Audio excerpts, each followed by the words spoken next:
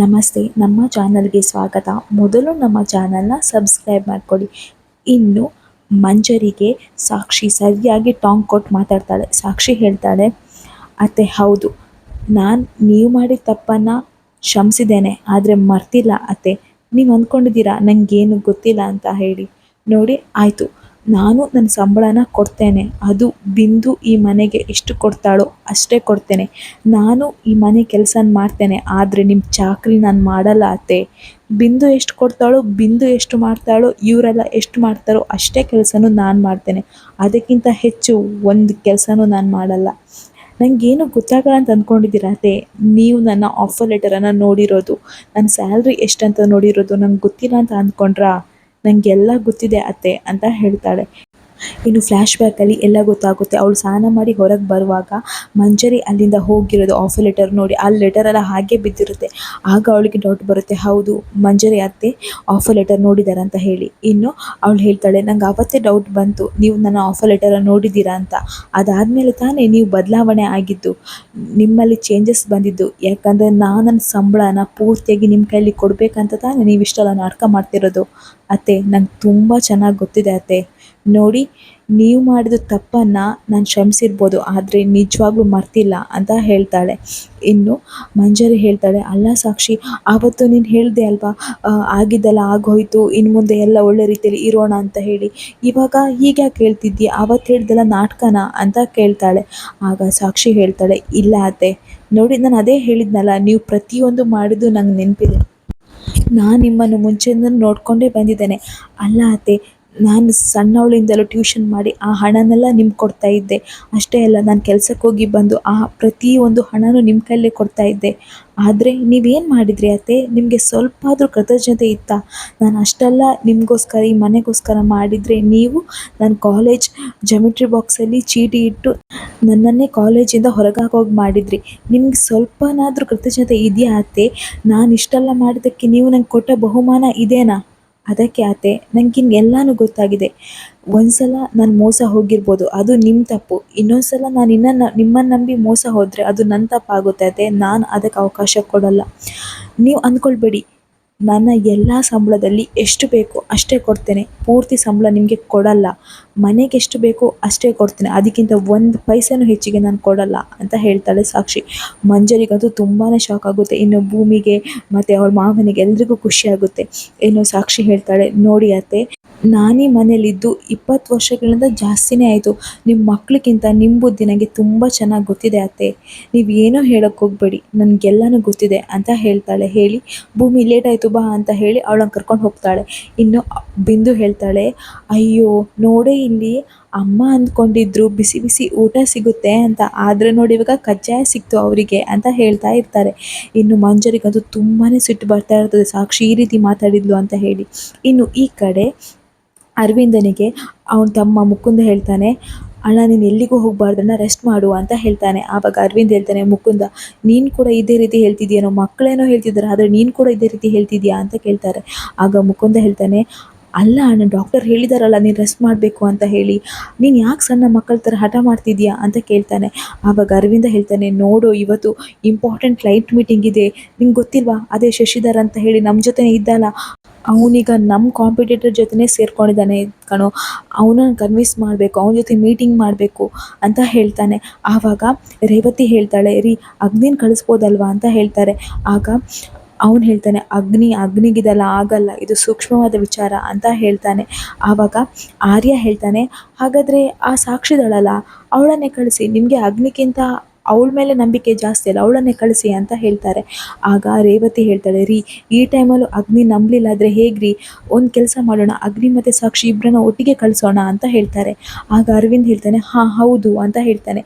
ಇನ್ನು ರೇವತಿ ಹತ್ರ ಹೇಳ್ತಾನೆ, ನೋಡು ಮೊದಲು ಸಾಕ್ಷಿ ಕಾಲ್ ಮಾಡಿ ಬರೋಕ್ಕೆ ಹೇಳು ಅಂತ ಹೇಳ್ತಾರೆ. ಇನ್ನು ಅದಿತಿ ಹೇಳ್ತಾಳೆ, ನಾನು ಅಣ್ಣನಿಗೆ ಇನ್ಫಾರ್ಮ್ ಮಾಡ್ತೇನೆ ಅಂತೇಳಿ ಅಗ್ನಿಗೆ ಕಾಲ್ ಮಾಡ್ತಾರೆ. ಇನ್ನು ಸಾಕ್ಷಿ ಕೂಡ ಹೊರಡ್ತಾಳೆ. ಇನ್ನು ಅಗ್ನಿ ಮೀಟಿಂಗಿಗೆ ಅಂತ ಹೇಳಿ ಲ್ಯಾಪ್ಟಾಪಲ್ಲಿ ಕೆಲಸ ಮಾಡ್ತಾ ಇರ್ತಾನೆ. ಆವಾಗ ಅಲ್ಲಿಗೆ ಮನೀಶ್ ಬರ್ತಾನೆ. ಮನೀಶ್ ಬಂದು ಹೇಳ್ತಾನೆ, ಅಣ್ಣ ಶಶಿಧರ್ ಜೊತೆ ಮೀಟಿಂಗ್ ಇದೆ ಅಲ್ಲ, ಎಲ್ಲ ರೆಡಿ ಆಯಿತಾ ಅಂತ ಕೇಳ್ತಾನೆ. ಆಗ ಅವನು ಹೇಳ್ತಾನೆ, ಬಂದು ವಿಚಾರ ಹೇಳು ಅಂತ ಹೇಳ್ತಾನೆ. ಆವಾಗ ಮನೀಶ್ ಹೇಳ್ತಾನೆ, ಅಣ್ಣ ಸಾಕ್ಷಿ ಕೂಡ ಇದೇ ಮೀಟಿಂಗಿಗೆ ಬರ್ತಿದ್ದಾರೆ ಅಂತ ಹೇಳ್ತಾನೆ. ಇನ್ನು ಮನೀಶ್ ಹೇಳ್ತಾನೆ, ಅದು ಅಣ್ಣ ಏನಂದರೆ ಅದೇ ಆವತ್ತು ಸಾಕ್ಷಿನ ಕಿಡ್ನಾಪ್ ಮಾಡಿದ್ರಲ್ಲ, ಅವಳಿಗೆ ತೊಂದರೆ ಕೊಟ್ಟಿದ್ರಲ್ಲ, ಅವ್ರು ಯಾರಂತ ಗೊತ್ತಾಯಿತು. ಅವರೆಲ್ಲ ಡ್ರಗ್ ಅಡಿಕ್ಟ್ಸ್ ಅಣ್ಣ. ಅಷ್ಟೇ ಅಲ್ಲ, ಅವ್ರನ್ನೆಲ್ಲ ಒದ್ದು ಒಳಗಡೆ ಹಾಕಿದ್ದೇನೆ ಅಂತ ಹೇಳ್ತಾನೆ. ಆಗ ಅಗ್ನಿ ಹೇಳ್ತಾನೆ, ಅವ್ರದ್ದೆಲ್ಲ ಹೆಸರೇನು ಅಂತ ಕೇಳ್ತಾನೆ. ಆಗ ಮನೀಶ್ ಹೇಳ್ತಾನೆ, ಅಣ್ಣ ಅವ್ರದ್ದೆಲ್ಲ ಹೆಸರು ಕಟ್ಕೊಂಡು ಏನಾಗಬೇಕು ಅಂತ ಹೇಳ್ತಾನೆ. ಇನ್ನು ಅಗ್ನಿ ತುಂಬ ಗುರಾಯಿಸಿ ನೋಡ್ತಾನೆ. ಆಗ ಮನೀಶ್ ಹೇಳ್ತಾನೆ, ಹಾಂ ಅಣ್ಣ ಆಯಿತು ಅಣ್ಣ, ಅದು ನಿನಗೆ ಅವ್ರ ಹೆಸರು ಅವ್ರ ಅಡ್ರೆಸ್ ಎಲ್ಲ ನಿನಗೆ ವಾಟ್ಸಪ್ ಮಾಡ್ತೇನೆ, ನಿನಗೆ ನಾನು ಶೇರ್ ಮಾಡ್ತೇನೆ ಅಂತ ಹೇಳ್ತಾನೆ. ಇನ್ನು ಮನೀಶ್ ಹೇಳ್ತಾನೆ, ಅಣ್ಣ ಅದು ಏನಂದರೆ ಅಂತ ಹೇಳ್ತಾನೆ. ಆಗ ಅಗ್ನಿ, ನಿನ್ನ ಕೆಲಸ ನೀನು ಮಾಡ್ಕೊ ಅಂತ ಹೇಳಿ ಸಿಟ್ಟಿನಿಂದ ಅಲ್ಲಿಂದ ಹೋಗ್ತಾನೆ. ಇನ್ನು ಮನೀಶ್ಗೆ ಅದು ತುಂಬ ಸಿಟ್ಟು ಬರ್ತಾ ಇರ್ತದೆ. ಇನ್ನು ಈ ಕಡೆ ಸಾಕ್ಷಿ ಮೀಟಿಂಗಿಗಂತ ಹೊರಡ್ತಾಳೆ. ಆವಾಗ ಅಲ್ಲಿ ರಾಜು ಕೂಡ ಕಾಯ್ತಾ ಇರ್ತಾನೆ. ಅವನು ಹೇಳ್ತಾನೆ, ಸಾಕ್ಷಿ ಅವರೇ ಆಫೀಸಿಗೆ ಹೊರಟ್ರಾ ಅಂತ ಹೇಳ್ತಾನೆ. ಆಗ ಸಾಕ್ಷಿ, ಹೌದು ಲೇಟ್ ಆಗ್ತಿದೆ ಅಂತ ಹೇಳ್ತಾ ಇರ್ತಾಳೆ. ಆವಾಗ ರಾಜು ಹೇಳ್ತಾನೆ, ಅದು ಏನೋ ನಿಮ್ಮ ಹತ್ರ ಹೇಳಬೇಕಿತ್ತು ನಾನು ಅಂತ ಹೇಳ್ತಾನೆ.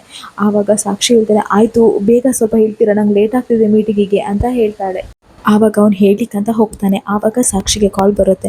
ಆಗ ಸಾಕ್ಷಿ ಹೇಳ್ತಾರೆ, ಸಾರಿ ಮತ್ತೆ ಬಂದಮೇಲೆ ಹೇಳ್ತೀರಾ, ನಂಗೆ ಸ್ವಲ್ಪ ಅರ್ಜೆಂಟ್ ಇದೆ, ಮೀಟಿಂಗಿಗೆ ಕಾಲ್ ಬರ್ತಿದೆ ಅಂತ ಹೇಳಿ ಅಲ್ಲಿಂದ ಹೋಗ್ತಾಳೆ. ಇನ್ನು ಆಫೀಸಲ್ಲಿ ಸಾಕ್ಷಿ ಕೆಲಸ ಮಾಡ್ತಾ ಇರ್ತಾಳೆ. ಆವಾಗ ಅಲ್ಲಿಗೆ ರೀನಾ ಬರ್ತಾಳೆ. ರೀನಾ ಬಂದು ಹೇಳ್ತಾಳೆ, ಏನು ಸಾಕ್ಷಿ ಮೇಡಮ್ ಆಫೀಸಿಗೆ ಬಂದುಬಿಟ್ಟಿದ್ದೀರಾ, ಬಾಸ್ ಮನೇಲಿ ಮನೆ ಕೆಲಸ ಎಲ್ಲ ಆಯಿತಾ, ಅಂದರೆ ಅದೇ ಹೋಗ್ತೀರಲ್ವ ಡೈಲಿ ಬಾಸ್ ಮನೆಗೆ, ಅಲ್ಲಿ ಏನು ಆಫೀಸ್ ಕೆಲಸ ಹೇಳ್ತಾರಾ ಅಥವಾ ಪಾತ್ರೆ ತೊಳಿಲಿಕ್ಕೆ ನೆಲ ಒರೆಸ್ಲಿಕ್ಕೆ ಬೇರೆ ಹೇಳ್ತಾರಾ ಅಂತ ಹೇಳ್ತಾ ಇರ್ತಾಳೆ. ಆದರೆ ಸಾಕ್ಷಿ ಯಾವುದಕ್ಕೆ ಕೂಡ ಗಮನ ಕೊಡ್ತಾ ಇರಲ್ಲ. ಇನ್ನು ರೀನಾ ಹೇಳ್ತಾಳೆ, ಅದು ಏನೋ ಅಪ್ಪ, ಅರವಿಂದ್ ಸರ್ಗೆ ಏನು ಮೋಡಿ ಮಾಡಿದೆಯೋ ಏನೋ, ಎಲ್ಲದಕ್ಕೂ ನಿನ್ನನ್ನೇ ಹೇಳ್ತಾರೆ. ಅಷ್ಟೇ ಅಲ್ಲ, ಅವ್ರ ಮಗನಕ್ಕಿಂತ ಜಾಸ್ತಿ ನಿನಗೆ ಸಪೋರ್ಟ್ ಮಾಡ್ತಾರೆ. ಈಗ ನೋಡು ಶಶಿಧರ್, ಅವ್ರು ನಮ್ಮ ದೊಡ್ಡ ಕ್ಲೈಂಟ್, ಅವ್ರ ಜೊತೆ ನಿನಗೆ ಮೀಟಿಂಗ್ ಮಾಡಲಿಕ್ಕೆ ಹೇಳಿದ್ದಾರೆ. ಏನೋಪ್ಪ ಒಂದೂ ಅರ್ಥ ಆಗ್ತಿಲ್ಲ ಅಂತ ಹೇಳ್ತಾ ಇರ್ತಾಳೆ. ಆಗ ಸಾಕ್ಷಿ ಹೇಳ್ತಾಳೆ, ಆಯಿತು ಮೇಡಮ್, ನೀವೇನಾದರೂ ಕಾಯ್ತಾ ಇದ್ದೀರಾ ನಾನೇನಾದರೂ ಹೇಳ್ತೇನಂತ ಹೇಳಿ, ನೀವು ಈ ರೀತಿ ಮಾತಾಡಿದರೆ ನಾನು ಏನಾದರೂ ಅದಕ್ಕೆ ರೆಸ್ಪಾನ್ಸ್ ಮಾಡ್ತೇನಂತ ಅಂದ್ಕೊಂಡಿದ್ದೀರಾ? ನೋಡಿ ಮೇಡಮ್, ಈ ರೀತಿ ಚುಚ್ಚು ಮಾತುಗಳನ್ನು ನಾನು ಚಿಕ್ಕದಿಂದಲೂ ನೋಡಿಕೊಂಡೇ ಕೇಳಿಕೊಂಡೇ ಬೆಳೆದವಳು. ನನಗೆ ಇದೆಲ್ಲ ವಿಷಯನೇ ಆಗಲ್ಲ. ನನ್ನ ಗಮನ ನನ್ನ ಕೆಲಸದ ಮೇಲೆ ಅಷ್ಟೇ ಇರುತ್ತೆ. ನನಗೆ ನನ್ನ ಕೆಲಸ ಮುಖ್ಯ, ಅದನ್ನು ಬಿಟ್ಟು ಏನೂ ಅಲ್ಲ ಅಂತ ಹೇಳ್ತಾಳೆ. ಇನ್ನು ರೀನಾ ಹೇಳ್ತಾಳೆ, ಆಯಿತು ಇಲ್ಲೇನು ಮಾಡ್ತಿದ್ಯಾ, ಹೋಗು ಅಲ್ಲಿ ಮೀಟಿಂಗಿಗೆ ಅಂತ ಹೇಳ್ತಾಳೆ. ಆಗ ಸಾಕ್ಷಿ ಹೇಳ್ತಾಳೆ, ನೋಡಿ ಮೇಡಮ್, ನನಗೆ ನನ್ನ ಕೆಲಸ ಮುಖ್ಯ. ನನ್ನನ್ನು ನಂಬಿಕೆ ಇಟ್ಟು ಒಂದು ಕೆಲಸ ಕೊಟ್ಟಿದ್ದಾರೆ, ಅದನ್ನು ನಾನು ಮಾಡ್ತೇನೆ.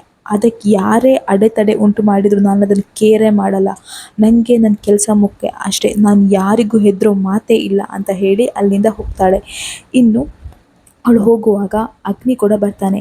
ಅಗ್ನಿ ಬಂದು ಅಗ್ನಿ ಹೇಳ್ತಾಳೆ, ಎಲ್ಲಿಗೆ ಹೋಗ್ತಿದ್ಯಾ, ನೋಡು ನೀನು ಬರೋದು ಬೇಡ, ಇಲ್ಲೇ ನಿಂತ್ಕೋ ಅಂತ ಹೇಳ್ತಾನೆ. ಆಗ ಸಾಕ್ಷಿ ಹೇಳ್ತಾಳೆ, ನನಗೆ ಅರವಿಂದ್ ಸರ್ ಹೇಳಿದರು, ನಾನು ಕೂಡ ಮೀಟಿಂಗಲ್ಲಿ ಇರಬೇಕಂತ ಹೇಳಿದರು ಅಂತ ಹೇಳ್ತಾನೆ. ಆವಾಗ ಅಗ್ನಿ ಹೇಳ್ತಾನೆ, ಏನು ನೀನು ಕೂಡ ಮೀಟಿಂಗಲ್ಲಿ ಇರಬೇಕಾ, ಅಲ್ಲ ನಿನಗೆ ಶಶಿಧರ್ ಅಂಕಲ್ ಯಾರಂತ ಗೊತ್ತಿದೆಯಾ, 20 ವರ್ಷದಿಂದ ಅವ್ರಿಗೆ ನಮ್ಮ ಪರಿಚಯ ಇದೆ, ನೀನು ಎಷ್ಟು ದಿನ ಆಯಿತು ಬಂದು ಅಂತ ಕೇಳ್ತಾನೆ. ಆಗ ಇವಳು ಹೇಳ್ತಾಳೆ, 1 ವಾರ ಆಯಿತು ಅಂತ ಹೇಳ್ತಾಳೆ. 1 ವಾರ ಅಷ್ಟೇ ತಾನೇ ನೀನು ಆಗಿರೋದು, ಅವ್ರ ಜೊತೆ ಹೇಗೆ ಮಾತಾಡಬೇಕಂತ ನಂಗೆ ಗೊತ್ತಿದೆ, ನಿಂಗೇನು ಗೊತ್ತಿದೆ, ನೀನು ಸುಮ್ಮನೆ ಇಲ್ಲೇ ನಿಂತ್ಕೊ, ನಿನ್ನ ಮೀಟಿಂಗಿಗೆ ಬರೋದೇ ಬೇಡ ಅಂತ ಹೇಳ್ತಾನೆ.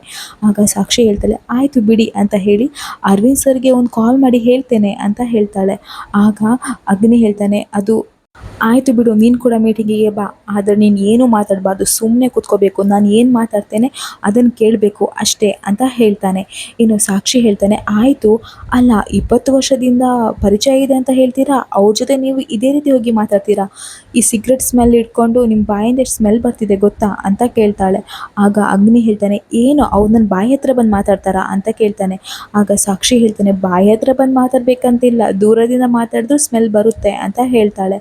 ಆಗ ಅಗ್ನಿ ಹೇಳ್ತಾನೆ, ಆಯಿತು ಅದಕ್ಕೊಂದು ಸೊಲ್ಯೂಷನ್ ಕೊಡು ಅಂತೆ, ಪ್ರಾಬ್ಲಮ್ ಹೇಳಿದ್ಯಲ್ಲ, ಈಗ ಸೊಲ್ಯೂಷನ್ ಕೂಡ ನೀನೇ ಕೊಡು ಅಂತ ಹೇಳ್ತಾನೆ. ಆಗ ಸಾಕ್ಷಿ ನೆಗಡ್ತಾಳೆ. ಆಗ ಅಗ್ನಿ ಹೇಳ್ತಾನೆ, ನೋಡು ನಿನಗೆ ಸೊಲ್ಯೂಷನ್ ಕೊಡೋಕ್ಕಿದ್ರೆ ಕೊಡು, ಇಲ್ದಿದ್ರೆ ಸುಮ್ಮನೆ ಇದ್ಬಿಡು ಅಂತ ಹೇಳ್ತಾನೆ.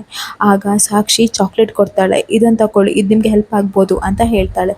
ಇನ್ನು ಅವರಿಬ್ಬರು ಕೂಡ ಮೀಟಿಂಗಿಗೆ ಅಂತ ಹೋಗ್ತಾರೆ. ಇನ್ನು ಈ ಕಡೆ ರೀನಾ ಬಂದು ಮಲ್ಲಿಕನ ಹತ್ರ ಹೇಳ್ತಾ ಇರ್ತಾಳೆ, ಮೇಡಮ್ ಸಾಕ್ಷಿಗೆ ನಾನು ಎಷ್ಟೇ ತಾಂಟ್ ಕೊಟ್ಟು ಮಾತಾಡಿದ್ರು ಅವಳು ಏನೂ ಹೇಳಿಲ್ಲ ಮೇಡಮ್, ಆದರೆ ಅವಳು ಹೇಗೆ ಕೆಲಸ ಮಾಡ್ತಾಳೆ ಅಂತಲೇ ಗೊತ್ತಾಗ್ತಿಲ್ಲ ಮೇಡಮ್, 10 ಜನ ಕೆಲಸ ಮಾಡೋದನ್ನು ಒಬ್ಬಳೇ ಮಾಡ್ತಾಳೆ, ನನಗಂತೂ ಅರ್ಥನೇ ಆಗ್ತಿಲ್ಲ ಮೇಡಮ್ ಅಂತ ಹೇಳ್ತಾಳೆ.